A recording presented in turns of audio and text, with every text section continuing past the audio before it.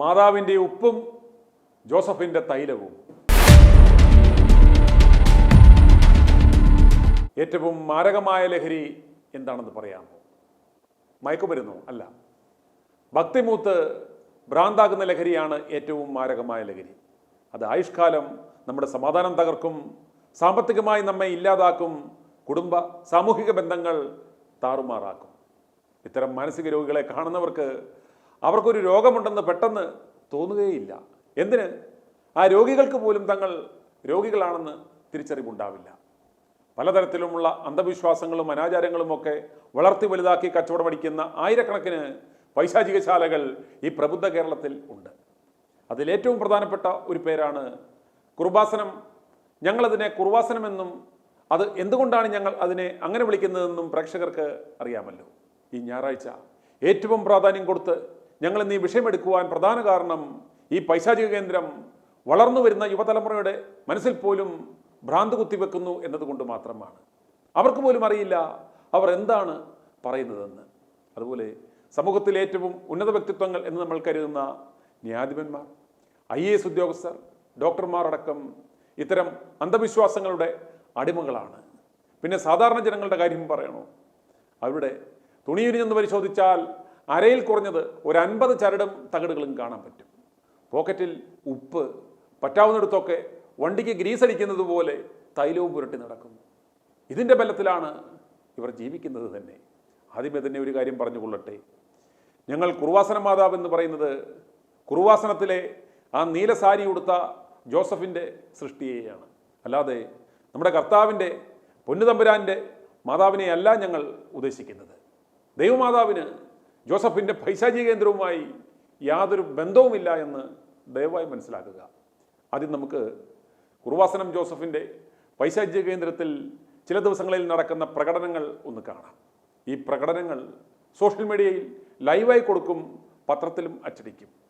ഇത് കണ്ടും കേട്ടുമാണ് പുതിയ ആളുകൾ അവിടേക്ക് എത്തുന്നത്. അപേക്ഷിച്ചാൽ ഉപേക്ഷിക്കാത്ത കൃപാസനം മാതാവിന് 1000 നന്ദിയോടുകൂടെയാണ് ഇന്ന് ഞങ്ങളിവിടെ നിൽക്കുന്നത്. എക്സാമിന് 2-3 ദിവസം മുമ്പാണ് ഞങ്ങളുടെ ഡ്യൂട്ടി വരെ അവസാനിപ്പിച്ചത്. അത്രയും ദിവസം ഞങ്ങൾക്ക് ഡ്യൂട്ടികൾ ഉണ്ടായിരുന്നു. അപ്പോൾ പഠിക്കാൻ ഞങ്ങൾക്ക് തീരെ സമയം കിട്ടിയില്ല.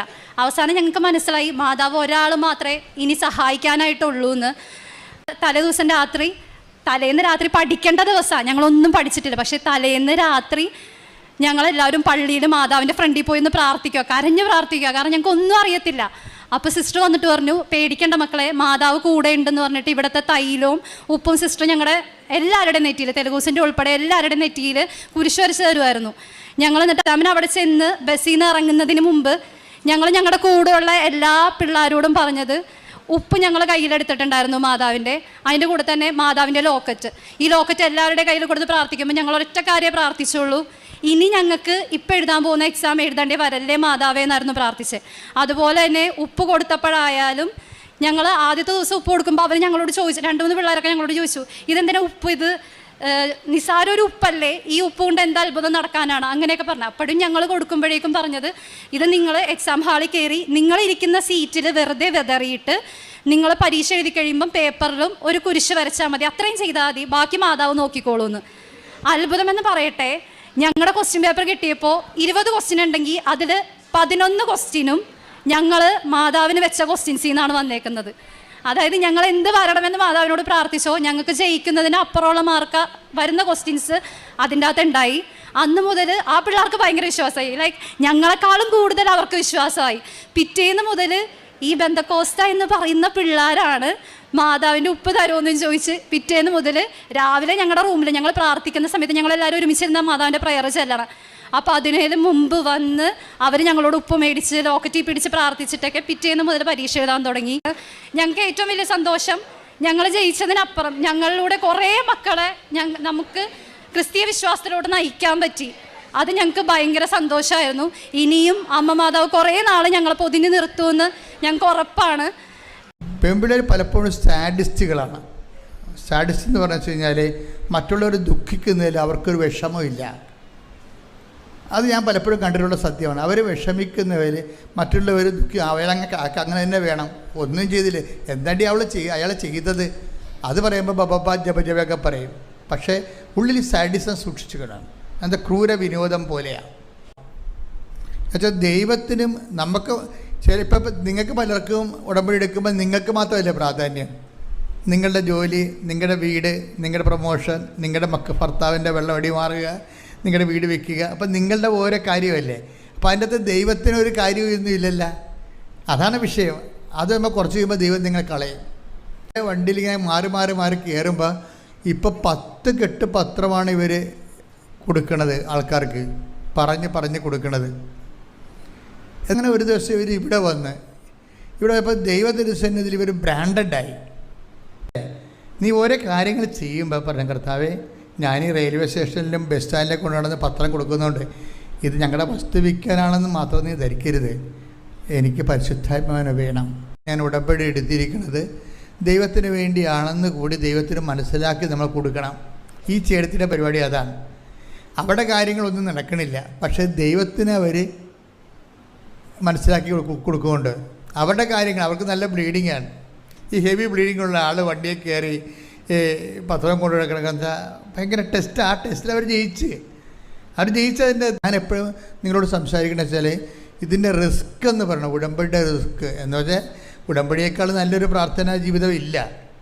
പക്ഷേ ഉടമ്പടിയുടെ റിസ്ക് എന്ന് പറയണത് നമ്മൾ ജെനുവിനാണെന്നുള്ള കാര്യം ദൈവത്തെ ബോധ്യപ്പെടുത്തിയെടുക്കുന്നതാണ്. നമ്മൾ ജെനുവിനാണെന്നുള്ളത് ദൈവത്തെ ഒന്ന് ബോധ്യപ്പെടുത്തുക. അത് ഒരു ദിവസം കൊണ്ട് ബോധ്യപ്പെടുത്താം, ഒരു കൊല്ലം കൊണ്ടും ബോധ്യപ്പെടുത്താം.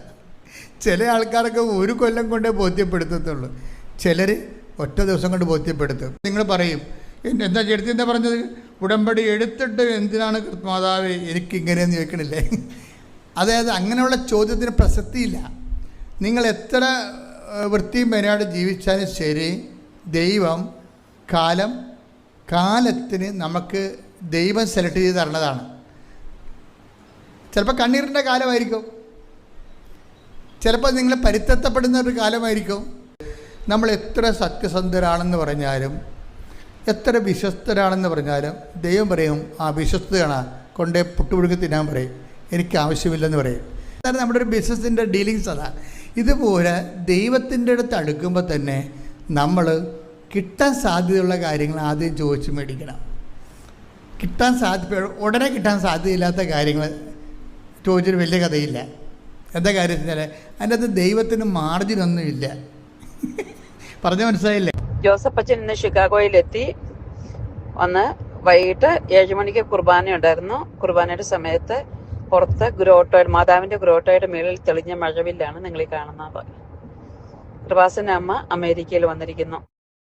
യാതൊരു നിയന്ത്രണങ്ങളും മാനദണ്ഡങ്ങളും ഇല്ലാതെ കുർവാസനം പോലെയുള്ള പൈശാചിക കേന്ദ്രങ്ങൾ സംസ്ഥാനത്ത് അന്ധവിശ്വാസം ജനങ്ങളുടെ ഇടയിൽ വളർത്തി അവരെ ഉപ്പ് തീറ്റിച്ചും തൈലം തേപ്പിച്ചും മെഴുകുതിരി കത്തിപ്പിച്ചും ലോക്കറ്റ് ഇടിയിപ്പിച്ചും പത്രം അരച്ച് തീറ്റിച്ചും മൃഗതുല്യരാക്കുന്നു.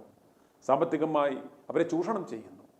ഇത് കണ്ട് പൊറുതിമുട്ടിയ പ്രബുദ്ധരായ ചിലർ ബഹുമാനപ്പെട്ട കോടതിയെ സമീപിക്കുകയുണ്ടായി.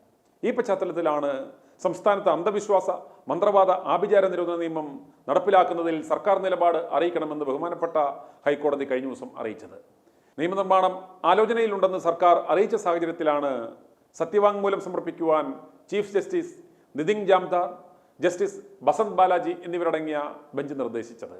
വിഷയം വരുന്ന 24-ന് വീണ്ടും പരിഗണിക്കും.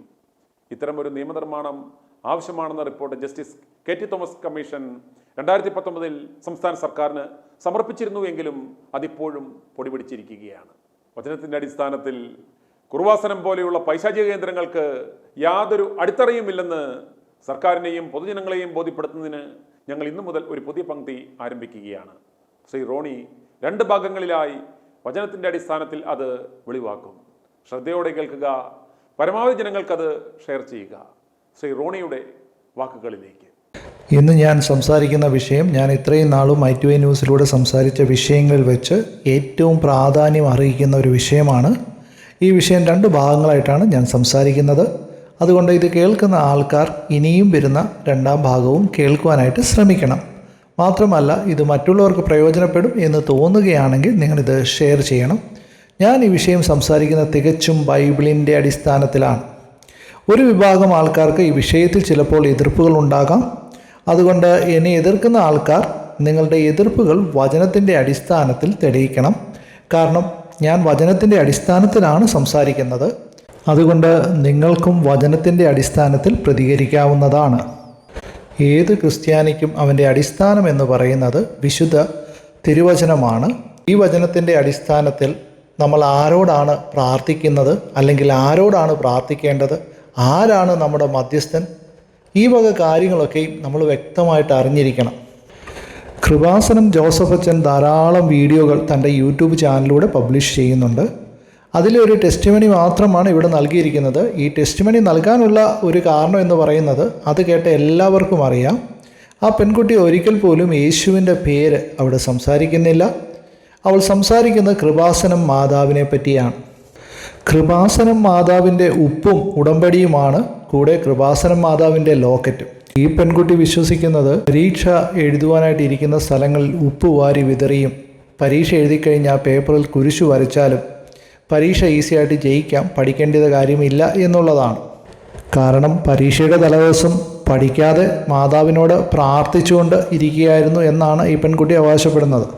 മാത്രമല്ല, തൻ്റെ സഹപാഠികളായിട്ടുള്ള ബന്ധക്കോസ് സ്ഥലത്ത് നിൽക്കുന്ന മറ്റുള്ള പെൺകുട്ടികളും ഈ ഉപ്പ് വാരി വിതറിയുള്ള പരിപാടിയും പേപ്പറിൽ കുരിശു വരച്ചുള്ള കലാപരിപാടികളും ഒക്കെ ചെയ്ത് പരീക്ഷ ജയിച്ചിട്ടുണ്ട്, അല്ലെങ്കിൽ പരീക്ഷ ജയിച്ചു എന്നാണ് അവകാശപ്പെടുന്നത്. ഇതിലൊന്നും ഞാൻ അതിശയിക്കുന്നില്ല. ഞാൻ ഈ ടെസ്റ്റിമണി ഇവിടെ അവതരിപ്പിക്കാനായിട്ടുള്ളൊരു കാരണമെന്ന് പറയുന്നത്, ഈ പെൺകുട്ടി അവസാനമായിട്ട് പറഞ്ഞുള്ള ഒരു വാചകമാണ്. ഈ ടെസ്റ്റിമണിയിൽ ആ പെൺകുട്ടി ഏറ്റവും വലിയ സന്തോഷം എന്ന് അവൾക്ക് തോന്നി പറയുന്ന ഒരു കാര്യം, അവൾക്ക് അനേകരെ ക്രിസ്തു മാർഗത്തിലേക്ക് കൊണ്ടുവരുവാൻ കഴിഞ്ഞു എന്നുള്ളതാണ്. അതുകൊണ്ട് മാത്രമാണ് ഈ ടെസ്റ്റിമണി ഇവിടെ അവതരിപ്പിക്കാനായിട്ടുള്ള ഒരു കാരണവും. ഈ പെൺകുട്ടിയുടെ ഈ മാതൃകയാണോ ക്രിസ്തുമാർഗം? ഉപ്പ് വാരി എറിഞ്ഞ് പരീക്ഷ ജയിക്കുന്നതാണോ ക്രിസ്തുമാർഗം? തിരി കത്തിച്ചു വെച്ച് മാതാവിനോട് പ്രാർത്ഥിക്കുന്നതാണോ ക്രിസ്തുമാർഗം? കൃപാസനം മാതാവാണോ ക്രിസ്തുമാർഗം? കാരണം ഈ പെൺകുട്ടിയുടെ ഈ ടെസ്റ്റിമണിയിൽ ഒരിടത്ത് പോലും അവൾ യേശുക്രിസ്തുവിനെക്കുറിച്ച് സംസാരിക്കുകയോ യേശുക്രിസ്തുവിനെ മനസ്സിലാക്കിയിട്ടുള്ളതായിട്ട് പറയുകയോ ചെയ്തിട്ടില്ല. അവൾക്ക് ആകെ അറിയാവുന്നത് കൃപാസനം മാതാവാണ്. ഈ പെൺകുട്ടിയെ അടക്കം അനേകർ ഇന്ന് വിശ്വസിക്കുന്നത്, അല്ലെങ്കിൽ കൃപാസനം മാതാവിൻ്റെ പുറകെ ഓടിക്കൊണ്ടിരിക്കുന്ന അനേകർ വിശ്വസിക്കുന്നത്, ഉടമ്പടി കൊണ്ടും കൃപാസനം പത്രം കൊണ്ടും ഉപ്പ് വാരി എറിഞ്ഞും മുളക് പൊടിയൊക്കെ എറിഞ്ഞും ഒക്കെ എന്തൊക്കെ നേർച്ചകളുണ്ടെന്ന് എനിക്കറിയില്ല, ഇങ്ങനെയൊക്കെയുള്ള നേർച്ചകളാണ് ക്രിസ്തു മാർഗമെന്നും ഇതൊക്കെയാണ് സുവിശേഷമെന്നുമാണ്. എൻ്റെ ഇവിടുത്തെ ഏറ്റവും വലിയ ഒരു ചോദ്യം എന്ന് പറയുന്നത്, ക്രിസ്തുവിനെ പിന്തുടരുന്ന ഒരാൾക്ക് കൃപാസനം മാതാവ് എങ്ങനെയാണ് മധ്യസ്ഥയായി മാറുന്നത്? അതുപോലെ തന്നെ മാതാവിനെ മധ്യസ്ഥയായി ഉപയോഗിക്കാമെന്ന് ബൈബിളിൽ എവിടെയാണ് പറഞ്ഞിരിക്കുന്നത്? ആയിരക്കണക്കിന് മാതാവിൻ്റെ അത്ഭുതങ്ങൾ പബ്ലിഷ് ചെയ്യുന്ന ഒരു ചാനലാണ് കൃപാസനം ജോസഫ് അച്ഛൻ്റെ. ഈ ജോസഫ് അച്ഛനോടാണ് എൻ്റെ ചോദ്യം, വിശുദ്ധ ബൈബിളിൽ എവിടെയാണ് മാതാവ് അത്ഭുതം പ്രവർത്തിച്ചിരിക്കുന്നത്? വിശുദ്ധ ബൈബിളിൽ എവിടെയാണ് മാതാവിനോട് ആൾക്കാർ പ്രാർത്ഥിച്ചിട്ടുള്ളത്?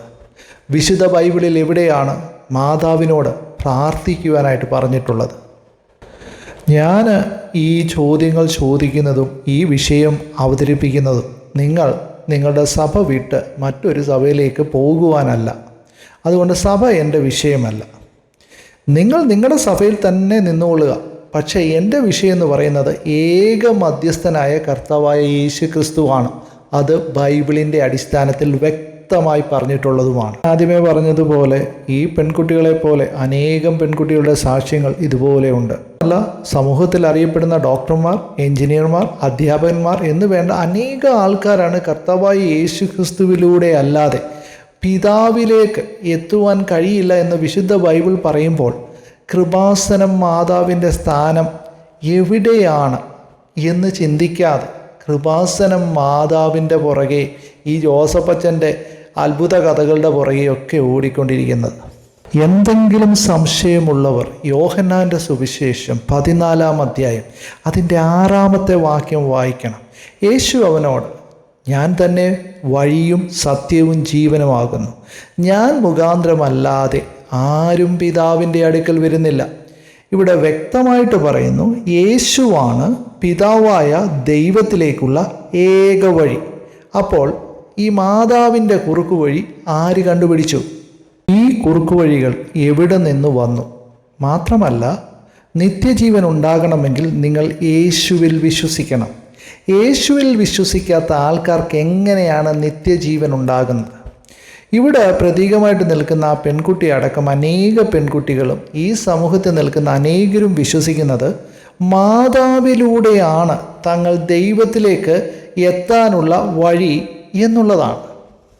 എന്നാൽ ഒരു കാര്യം വ്യക്തമാക്കി സത്യമായി 100% ഉറപ്പോടെ പറയട്ടെ, അങ്ങനെ ഒരു വഴി ബൈബിളിലില്ല. അങ്ങനെ ഒരു വഴിയിൽ പോകുന്നവർ ദൈവത്തിൻ്റെ അടുത്തെത്തുകയില്ല. അതുകൊണ്ട് നിങ്ങൾ ഈ വഞ്ചനയിൽ ഇനിയും അകപ്പെടരുത്. അത് അങ്ങനെയല്ല, മാതാവിലൂടെയാണ് ദൈവത്തിലേക്ക് എത്താനുള്ള വഴി എന്ന് ബൈബിളിൽ പറയുന്നുണ്ട് എങ്കിൽ നിങ്ങളത് തെളിയിക്കണം. ഞാൻ ഈ ജോസഫ് അച്ഛനോട് തന്നെയാണ് പറയുന്നത്. അച്ഛൻ മുൻപോട്ട് വന്ന് അത് തെളിയിക്കണം. ഏവർക്കും സുപരിചിതമായ ഒരു വാക്യമാണ് യോഹന്നാൻ്റെ സുവിശേഷം 3-ാം അധ്യായം. അതിൻ്റെ 16-ാമത്തെ വാക്യം. അവിടെ ഇങ്ങനെ പറയുന്നു: തൻ്റെ ഏകജാതനായ പുത്രനിൽ വിശ്വസിക്കുന്ന ഏവനും നശിച്ചു പോകാതെ നിത്യജീവൻ പ്രാപിക്കേണ്ടതിന് ദൈവം അവനെ നൽകുവാൻ തക്കവണ്ണം ലോകത്തെ സ്നേഹിച്ചു. ഈ വാക്യം വായിക്കുന്നവർക്ക് അറിയാം ഇവിടെ നിത്യജീവൻ ആരിലൂടെയാണ് ലഭിക്കുന്നത് എന്നുള്ളത്. ഇവിടെ എവിടെയെങ്കിലും യേശുവിൻ്റെ മാതാവായ മറിയത്തെപ്പറ്റി പറയുന്നുണ്ടോ? അതുപോലെ തന്നെ ഇവിടെ ഈ ജോസഫ് അച്ഛൻ വ്യക്തമായിട്ട് പറയുന്നുണ്ട്, പെൺപിള്ളേർ പലപ്പോഴും സാഡിസ്റ്റുകളാണ്, അവരുടെ ഹൃദയങ്ങളിൽ കരുണയില്ല, മറ്റുള്ളവരോട് അവർക്ക് കരുണ തോന്നുകയില്ല. അങ്ങനെയാണെങ്കിൽ ഇവിടെയുള്ളൊരു ചോദ്യം, യേശുവിൻ്റെ മാതാവ് ഒരു സ്ത്രീ അല്ലായിരുന്നുവോ ആണെന്നുള്ളതാണ് ബൈബിൾ പറയുന്നത്. ഈ വിഷയത്തെക്കുറിച്ച് കുറച്ചുകൂടി വിശദമായി സംസാരിക്കേണ്ടതുണ്ട്. അത് 1-2 കാര്യങ്ങൾ കൂടി പറഞ്ഞു കഴിഞ്ഞ ശേഷം സംസാരിക്കുന്നതാണ്. അതുപോലെ തന്നെ എനിക്ക് ഈ ജോസഫ് അച്ഛനോട് പറയാനുള്ളത്, ദൈവത്തെ പൊട്ടം കളിപ്പിക്കാൻ ശ്രമിക്കരുത്. ജോസഫ് അച്ഛൻ്റെ പ്രസംഗങ്ങൾ കേൾക്കുന്ന വചനത്തിൽ അടിസ്ഥാനമുള്ള ഏതൊരാൾക്കും അറിയാം ജോസഫ് അച്ഛനെ സംബന്ധിച്ചിട്ട് അദ്ദേഹത്തിന് ബൈബിൾ യാതൊരു പരിജ്ഞാനവും ഇല്ല എന്നുള്ളത്. ബൈബിൾ വായിച്ചിട്ടുള്ളതും അറിവുള്ള ഒരാളും ഇതുപോലെ സംസാരിക്കത്തില്ല. അറിവുള്ള ഒരാൾ പറയാനായിട്ട് സാധ്യത ഇല്ലാത്ത കാര്യങ്ങളാണ് ഇദ്ദേഹം പറഞ്ഞുകൊണ്ടിരിക്കുന്നത്. ഞാൻ വീണ്ടും പറയുന്നു, ജോസഫ് അച്ഛ, നിങ്ങൾ ഈ ചെയ്യുന്നത് നിങ്ങൾ ദൈവത്തിനെതിരായിട്ടുള്ള പ്രവർത്തനങ്ങളാണ്. ദൈവത്തിനെതിരായിട്ടുള്ള പ്രവർത്തനങ്ങൾ എവിടുന്ന് വരുന്നു എന്ന് ചോദിച്ചാൽ അത് പിശാചിൽ നിന്നുമാണ് വരുന്നത്. അതുകൊണ്ട് നിങ്ങൾ ഒരു പിശാചിൻ്റെ ഏജൻ്റായിട്ടാണ് ഇപ്പോൾ പ്രവർത്തിച്ചുകൊണ്ടിരിക്കുന്നത്. അതുകൊണ്ട് വചനവിരുദ്ധവും വചനത്തിനെതിരായിട്ടുള്ള പ്രവർത്തനങ്ങളും പിശാചിൽ നിന്ന് വരുന്നത് കൊണ്ട് ഈ കൃപാസനം മാതാവ് എന്ന് പറയുന്ന, അല്ലെങ്കിൽ ഇതിൽ പലരും അവകാശപ്പെടുന്ന അത്ഭുത ശക്തിയുടെ പുറകിൽ പിശാചിൻ്റെ കരങ്ങൾ ഉൾപ്പെട്ടിട്ടുണ്ടോ എന്നുള്ളത് പലരും ചിന്തിച്ച് നോക്കേണ്ടത് അത്യാവശ്യമാണ്. പിശാചിന് തീരെ ഇഷ്ടമല്ലാത്തൊരു കാര്യമാണ് ആൾക്കാർ യേശുവിൽ വിശ്വസിക്കുന്നത് അല്ലെങ്കിൽ യേശുവിലൂടെ പ്രാർത്ഥിക്കുന്നത്. യേശുവിന് പ്രാധാന്യം ലഭിക്കുന്നത് പിശാചിന് ഒരിക്കലും സഹിക്കാൻ കഴിയില്ല. ജോസഫ് അച്ഛൻ തൻ്റെ മൊണ്ണക്കുഞ്ഞാടുകളോട് പറയുന്നത്, നിങ്ങൾ ജെനുവിനാണെന്ന് പറഞ്ഞ് ദൈവത്തെ പറഞ്ഞ് മനസ്സിലാക്കണം. കൃപാസനം പത്രം വിൽക്കുന്നത് വസ്തു വിൽക്കാനല്ല, പരിശുദ്ധാത്മാവ് ലഭിക്കാൻ വേണ്ടിയിട്ട് കൂടിയാണെന്നുള്ളത് ദൈവത്തെ പറഞ്ഞ് മനസ്സിലാക്കണം എന്നുള്ളതാണ്. എനിക്കറിയാൻ വയ്യാന്ന് ഞാൻ ചോദിക്കുകയാണ്, ദൈവം എന്താ മണ്ടനാണ്? ദൈവത്തെ ഓരോ കാര്യങ്ങളും പറഞ്ഞു മനസ്സിലാക്കണോ? ദൈവത്തിന് മനസ്സിലാകണമെങ്കിൽ ഇദ്ദേഹം എന്താണ് ഈ മൊണ്ണക്കുഞ്ഞാടുകളെ പറഞ്ഞു പഠിപ്പിക്കുന്നത്? ഇത്രയും മണ്ടത്തരങ്ങൾ എഴുന്നള്ളിക്കുന്ന ഒരു പാതിരി ഞാൻ എൻ്റെ ജീവിതത്തിൽ കണ്ടിട്ടില്ല. പരിശുദ്ധാത്മാവ് ലഭിക്കുന്നത് കൃപാസനം പത്രം വിൽക്കുമ്പോഴാണ് എന്നുള്ളത് നിങ്ങളുടെ ഏതു വചനത്തിലാണ് പറഞ്ഞിരിക്കുന്നത്? ഇതിൻ്റെ അടിസ്ഥാനത്തിൽ പരിശുദ്ധാത്മാവ് എന്ന് പറയുന്നത് അത് സൗജന്യമാണ്. അതിനൊരു പത്രത്തിൻ്റെ ഏജൻ്റ് ആകേണ്ട കാര്യമില്ല. അങ്ങനെ ആർക്കെങ്കിലും ഈ ജോസഫ് അച്ഛനും സംശയം ഉണ്ടെങ്കിൽ ലൂക്കോസിൻ്റെ സുവിശേഷം 11-ാം അധ്യായം അതിൻ്റെ 13-ാമത്തെ വാക്യം വായിക്കണം. അങ്ങനെ ദോഷികളായ നിങ്ങൾ നിങ്ങളുടെ മക്കൾക്ക് നല്ല ദാനങ്ങളെ കൊടുപ്പാൻ അറിയുന്നുവെങ്കിൽ സ്വർഗസ്ഥനായ പിതാവ് തന്നോട് യാചിക്കുന്നവർക്ക് പരിശുദ്ധാത്മാവിനെ എത്രയധികം കൊടുക്കും. കേട്ടല്ലോ, ഇവിടെ എവിടെയെങ്കിലും കൃപാസനം പത്രം വിൽക്കണമെന്ന് പറയുന്നുണ്ടോ?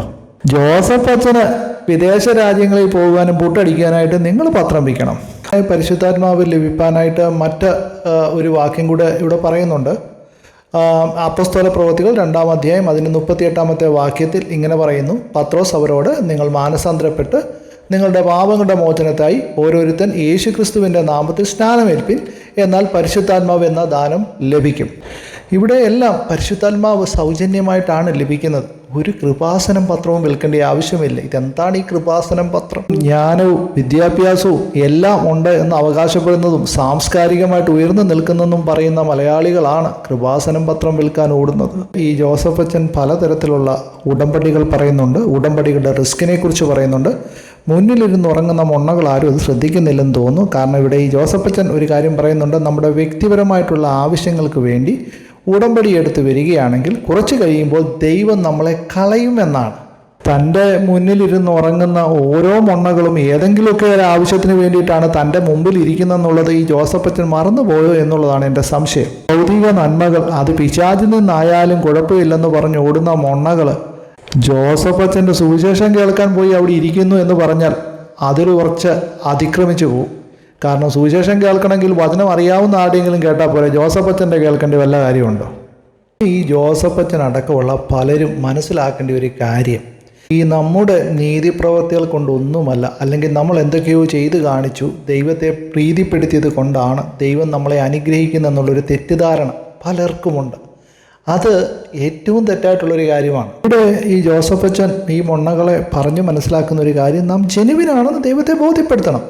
ഒരു ദിവസം കൊണ്ട് ചിലർക്ക് ബോധ്യപ്പെടുത്താൻ കഴിയും, ചിലർക്ക് ഒരു കൊല്ലം വേണ്ടി വരും. ഒരു കൊല്ലം എടുത്തിട്ടായിരിക്കും ചിലപ്പോൾ ദൈവത്തിന് ബോധ്യപ്പെടുന്നത്. ദൈവത്തിനെ ഇദ്ദേഹം തീർത്തും മണ്ടനാക്കുകയാണ്. ഇത് എന്ത് മാതിരിയാണെന്നുള്ളതാണ് എനിക്ക് മനസ്സിലാക്കാൻ പറ്റാത്തത്. അതുകൊണ്ട് ഞാൻ വീണ്ടും പറയുന്നു, ഇവിടെ നീതിപ്രവർത്തികൾക്കൊന്നും ഇവിടെ യാതൊരു പ്രസക്തിയുമില്ല. ഇവിടെ നമ്മുടെ ചില പ്രവർത്തികൾ കാണിച്ച് ദൈവത്തെ ബോധ്യപ്പെടുത്തേണ്ട യാതൊരു കാര്യവുമില്ല. സംശയമുള്ളവർക്ക് തീത്തോസ് 3-ാം അധ്യായം അതിൻ്റെ 5-ാമത്തെ വാക്യം ഒന്ന് വായിക്കുക. നാം ചെയ്ത നീതിപ്രവർത്തികളാലല്ല, തൻ്റെ കരുണ പ്രകാരം അത്രേ രക്ഷിച്ചത്. അതുകൊണ്ട് ഇവിടെ നമ്മുടെ പ്രവർത്തികൾക്കൊന്നും വലിയ കാര്യമില്ല. അതുകൊണ്ട് ഞാൻ എന്തൊക്കെയോ കാണിച്ചിട്ടാണ് ഇത് നേടിയെന്ന് പറഞ്ഞ് യാതൊരു പുകഴ്ചയുടെ ആവശ്യമില്ല. അങ്ങനെ പറഞ്ഞുകൊണ്ട് നടക്കേണ്ട കാര്യവുമില്ല. മൊണ്ണകളെ വെറുതെ ഇട്ട് വട്ട് കളിപ്പിക്കേണ്ടിയും തെറ്റിദ്ധരിപ്പിക്കേണ്ട കാര്യവുമില്ല. കൃപാസനം 2004 ഡിസംബർ 7 PB ജോസഫ് അച്ഛന് മറിയത്തിൻ്റെ പ്രത്യക്ഷീകരണം ഉണ്ടായെന്നും ഈ പ്രത്യക്ഷത്തെ തുടർന്ന് കരുണയുടെ ഇരിപ്പിടം എന്നർത്ഥം വരുന്ന കൃപാസനം ഒരു മറിയൻ തീർത്ഥാടന കേന്ദ്രമായി മാറുന്നു. ഇന്ന് കോടികൾ കവിഞ്ഞൊഴുകുന്ന ഒരു സ്ഥലമായി ഇത് മാറിക്കഴിഞ്ഞു. ഇന്ന് കൃപാസന കേന്ദ്രത്തിൻ്റെ ആവിർഭാവത്തോടെ യേശുവിനെ കൃപാസന അമ്മ അങ്ങ് റീപ്ലേസ് ചെയ്തു. ഇവിടെ ഏറ്റവും വലിയ നേർച്ച എന്ന രീതിയിൽ പറയാവുന്നൊരു കാര്യമാണ് 90 ദിവസത്തെ ഉടമ്പടി. ഒരു കരാർ പോലെയാണ്. ഭക്തർ ചില നിബന്ധനകൾ പാലിച്ച് പ്രാർത്ഥിച്ചാൽ ഈ ഉടമ്പടിയിലൂടെ അവരുടെ ആഗ്രഹങ്ങൾ സഫലമാകും എന്ന് വിശ്വസിക്കുന്നു. ഇവിടെ ന്യൂസ് ബുള്ളറ്റിനായിട്ടുള്ള ഒരു പ്രസിദ്ധീകരണമുണ്ട്, അത് പലർക്കും അറിയാം. അതാണ് കൃപാസനം പത്രം. ഇന്ന് പലർക്കും വിശുദ്ധ വേദപുസ്തകം ഒരു പ്രശ്നമേ അല്ല, അതവർക്ക് കാര്യവുമല്ല, സ്വീകാര്യവുമാണെന്ന് തോന്നുന്നില്ല. പക്ഷേ അതിൽ ഏറ്റവും വലിയ കാര്യമായിട്ടാണ് പലരും ഇന്ന് ഇതിൻ്റെ ഏജൻ്റായിട്ട് മാറി പ്രവർത്തിക്കുന്നത്. അതാണ് കൃപാസനം പത്രം. ഈ ഡിജിറ്റൽ യുഗത്തിൽ ഒരു ചെറിയ ന്യൂസ് ബുള്ളറ്റിൻ വലിയ ലാഭത്തിൽ വിൽക്കണമെങ്കിൽ അന്ധവിശ്വാസികളായ ജനങ്ങളുടെ ഇടയിൽ ഈ പത്രത്തിനൊരു അത്ഭുത സിദ്ധി ഉണ്ടെന്ന് ഒരു 100 പേരെ കൊണ്ടങ്ങ് പ്രചരിപ്പിച്ചാൽ മതി. ഈ പത്രത്തിന് ചില ഭൗതിക നേട്ടങ്ങൾ കൊണ്ടുവരാൻ കഴിയുമെന്ന് അങ്ങ് അടിച്ചു വിട്ടാൽ മതി. ആ ഒരു കാര്യമാണ് ഇന്ന് ഈ പത്രം ഇത്രയധികം മൊണ്ണകൾ തിന്നുകയും ചവച്ചരച്ച് തിന്നുകയും വിൽക്കുകയും കൊണ്ടു നടന്ന് പ്രചരിപ്പിക്കുകയും ഒക്കെ ചെയ്തുകൊണ്ടിരിക്കുന്നത്. എൻ്റെ അറിവ് ശരിയാണെങ്കിൽ ഈ ഉടമ്പടി പുതുക്കുന്നതിന് ഒരു നിശ്ചിത എണ്ണം കൃപാസനം പത്രം വാങ്ങി പ്രചരിപ്പിച്ചതിൻ്റെ രസീത് കാണിക്കണം എന്നുള്ളതാണ്. എന്തൊക്കെ തട്ടിപ്പാണല്ലേ. ആദ്യമേ ഞാൻ പറഞ്ഞതുപോലെ ഈ ജോസഫ് അച്ഛന് യാതൊരു അറിവും ബൈബിളിനെ സംബന്ധിച്ചില്ല. അദ്ദേഹത്തിൻ്റെ പ്രസംഗങ്ങൾ കേൾക്കുന്ന ഏതൊരാൾക്കും മനസ്സിലാകാവുന്നതാണ്. പക്ഷേ അദ്ദേഹത്തിന് വ്യക്തമായി കാശ് എങ്ങനെ ഉണ്ടാക്കാം എന്നറിയാം. അതുകൊണ്ട് അദ്ദേഹം എണ്ണ, ഉപ്പ്, ലോക്കറ്റ് അങ്ങനെ പലതരത്തിലുള്ള നേർച്ച സാധനങ്ങളൊക്കെയും ഇതിലൂടെ വിൽക്കുന്നുണ്ട്. വലിയ അത്ഭുതങ്ങളാണ് നടക്കുന്നതെന്ന് പറഞ്ഞാണ് പലരെയും കൊണ്ടും പറയിപ്പിച്ച്. ഇവരുടെ ഏറ്റവും വലിയ ഒരു ഹൈലൈറ്റ്സ് എന്ന് പറയുന്നത് യൂട്യൂബിലൂടെയും മറ്റുള്ള മീഡിയാസിലൂടെയും ഇവർ പ്രചരിപ്പിക്കുന്ന സാക്ഷ്യങ്ങളാണ്. അതിനുവേണ്ടി കുറേ മൊണ്ണകളെ റെഡിയാക്കി നിർത്തിയിട്ടുണ്ട്. അവർ ഡോക്ടറാണ്, എഞ്ചിനീയർ ആയിരിക്കാം. കാരണം ഇത് ഈ ഡോക്ടറായാലും എഞ്ചിനീയർ ആയാലും എന്താ വിശേഷം, മൊണ്ണകളല്ലേ. ജോസഫ് അച്ഛൻ, നിങ്ങൾ എത്ര കാലം ഈ ദൈവത്തെ പറ്റിക്കും? അതും ഈ മറിയയുടെ പേരിൽ. അന്ധവിശ്വാസത്തിൻ്റെ കൂത്തരങ്ങായി മാറിയ ഒരു സ്ഥലം തന്നെയാണ് കൃപാസനം. അതിന് യാതൊരു സംശയവുമില്ല. ഇവിടെ ദൈവമായിട്ട് ഇവർക്ക് യാതൊരു ബന്ധവുമില്ല. ആദ്യമേ പറഞ്ഞതുപോലെ ബൈബിളിൽ മാതാവ് ഒരു അത്ഭുതം പ്രവർത്തിച്ചതായിട്ട് നമ്മൾ കാണുന്നില്ല. ബൈബിളിൽ ആരും മാതാവിനോട് പ്രാർത്ഥനയോ അപേക്ഷയോ കഴിച്ചതായി നമ്മൾ കാണുന്നില്ല. യേശുവിൻ്റെ സ്വർഗാരോഹണത്തിന് ശേഷം ആയാൽ പോലും യേശുവിൻ്റെ ശിഷ്യന്മാരും മറ്റാരെങ്കിലും മറിയോട് പ്രാർത്ഥിച്ചതായിട്ട് നമുക്ക് കാണുന്നില്ല. പഴയ നിയമകാലഘട്ടത്തിൽ അത്ഭുതങ്ങൾ പ്രവർത്തിച്ച മോശയും യോശുവായും ഏലിയാവും ഏലീശയും ഇവരെയൊക്കെ ആരും മധ്യസ്ഥരാക്കി നിർത്തി ഇവരോട് പ്രാർത്ഥിച്ചതായിട്ട് ബൈബിളിൽ ഒരിടത്തും നാം കാണുന്നില്ല. വിശുദ്ധ തിരുവചനം അനുസരിച്ച് നമുക്ക് ഏക മധ്യസ്ഥനേ ഉള്ളൂ. അത് കർത്താവായ യേശു ക്രിസ്തു തന്നെയാണ്. 1 തീമോഥെയോസ് 2-ാം അധ്യായം 5-6 വാക്യങ്ങൾ വായിക്കുമ്പോൾ നിങ്ങൾക്കത് മനസ്സിലാക്കാൻ പറ്റും. ദൈവം ഒരുവനല്ലോ, ദൈവത്തിനും മനുഷ്യർക്കും മധ്യേ മധ്യസ്ഥനും ഒരുവൻ, എല്ലാവർക്കും വേണ്ടി മറുവിലയായി തന്നെത്താൻ കൊടുത്ത മനുഷ്യനായ ക്രിസ്തു യേശു തന്നെ.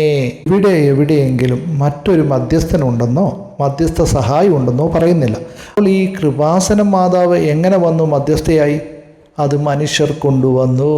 അതുപോലെ തന്നെ ബൈബിളിൽ എവിടെയെങ്കിലും പറഞ്ഞിട്ടുണ്ടോ ഉടമ്പടി എടുത്ത് ഭൗതിക നന്മകൾ നേടുക എന്ന്?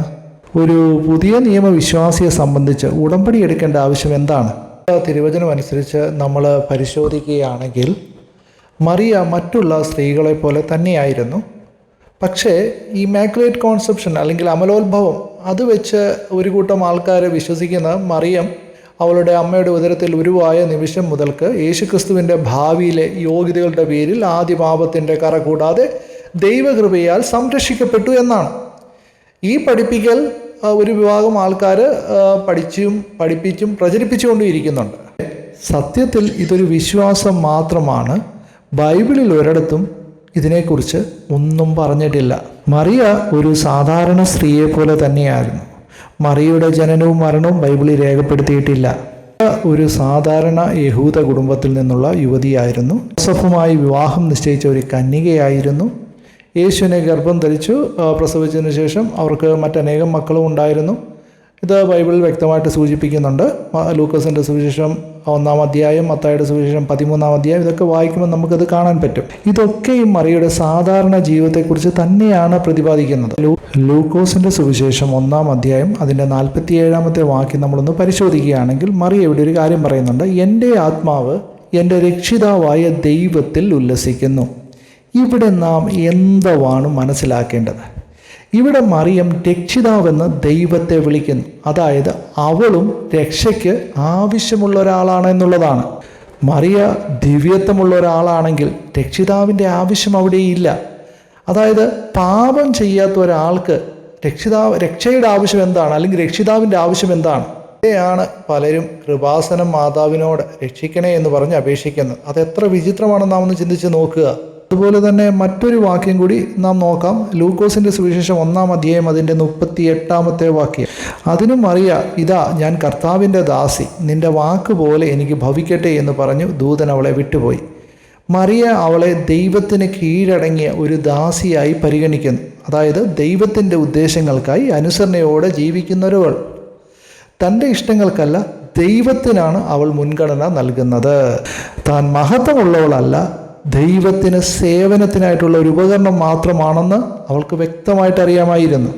ഇവിടെയാണ് യേശുവിനെക്കാട്ടും വലിയ പ്രാധാന്യം നൽകി മറിയയെ അവതരിപ്പിക്കുന്ന. എത്ര അപജയമാണെന്ന് നാം ഒന്ന് ചിന്തിക്കുക. തുടർന്നുള്ള കാര്യങ്ങൾ ഇതിനെ സംബന്ധിച്ച് ഇതിൻ്റെ 2-ാമത്തെ ഭാഗത്തിൽ പറയുന്നതായിരിക്കും. താല്പര്യമുള്ളവർക്കും ആവശ്യമുള്ളവർക്കും സമയമുണ്ടെങ്കിൽ 2-ാം ഭാഗം കൂടി ഇനി വരുന്ന ആഴ്ചകളിൽ കേൾക്കാവുന്നതാണ്. തന്നെ ഈ ഭാഗത്തിൽ ആർക്കെങ്കിലും ബൈബിളിൻ്റെ അടിസ്ഥാനത്തിൽ ഞാൻ പറഞ്ഞ കാര്യങ്ങൾ തെറ്റാണെന്നുണ്ടെങ്കിൽ അത് നിങ്ങൾക്ക് ഫോൺ കോളായിട്ടോ കമൻ്റായിട്ടോ രേഖപ്പെടുത്താവുന്നതാണ്. എന്നെ അധിക്ഷേപിക്കാനുള്ള കമൻ്റാണെങ്കിൽ ഞാൻ അതിന് യാതൊരു ശ്രദ്ധയും കൊടുക്കാറില്ല. അതല്ല, ബൈബിളിൻ്റെ അടിസ്ഥാനത്തിൽ മറ്റെന്തെങ്കിലും കാര്യങ്ങൾ കൊണ്ട് തെളിയിക്കണമെന്ന് നിങ്ങൾ മുന്നോട്ട് വരികയാണെങ്കിൽ നിങ്ങളെ തീർച്ചയായിട്ടും ഞാൻ സ്വാഗതം ചെയ്യുന്നു. ഈ വിഷയത്തിൻ്റെ 2-ാം ഭാഗവും അവസാന ഭാഗത്തിലും ആർക്കെങ്കിലും എന്തെങ്കിലും ചോദ്യങ്ങൾക്കുള്ള മറുപടി ആവശ്യമായിട്ടുണ്ട് എങ്കിൽ ഈ വിഷയത്തിൽ അതിൻ്റെ 2-ാമത്തെ ഭാഗത്തിൽ ഞാൻ ഉത്തരം നൽകുന്നതായിരിക്കും. i2i News, an eye for truth. i2i News subscribe ചെയ്തിട്ടില്ലാത്തവർ ഇപ്പോൾ തന്നെ സബ്സ്ക്രൈബ് ചെയ്യുക. നോട്ടിഫിക്കേഷൻ ലഭിക്കുവാൻ ബെൽ ബട്ടണും അമർത്തുക.